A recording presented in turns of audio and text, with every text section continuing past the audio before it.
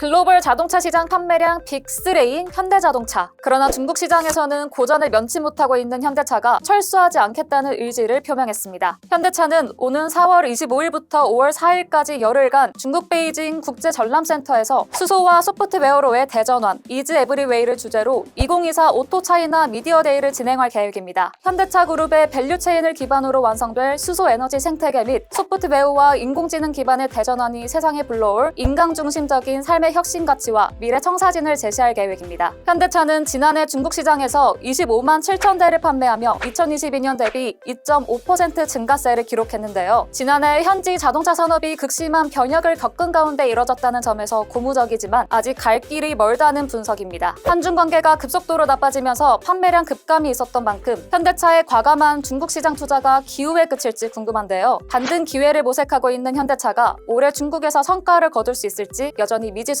과연 중국 사업 투자 괜찮을까요? 한양대학교 이정환 교수에게 물어봤습니다.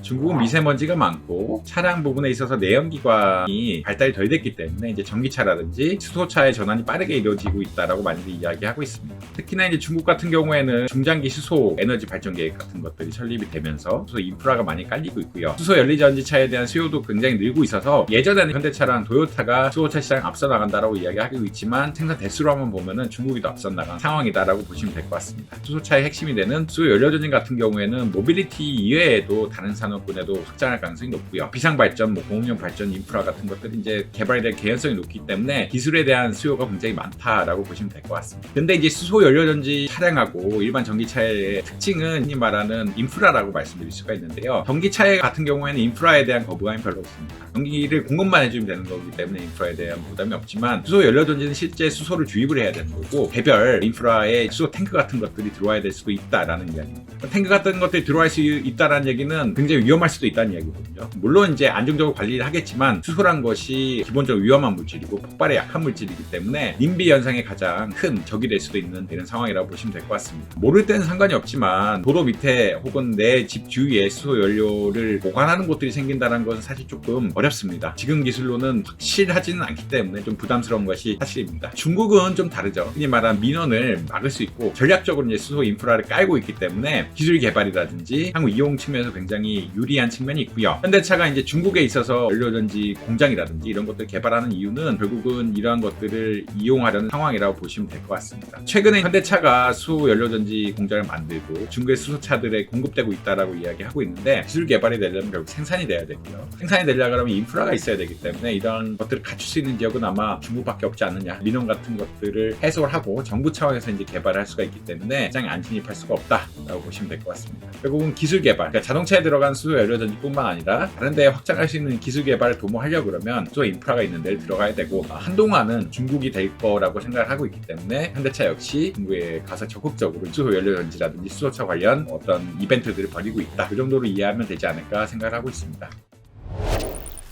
오늘 더구루에서 준비한 소식 어떠셨나요? 더 자세한 내용이 궁금하시다면 더구루 홈페이지와 유튜브 구독을 통해 만나보시기 바랍니다.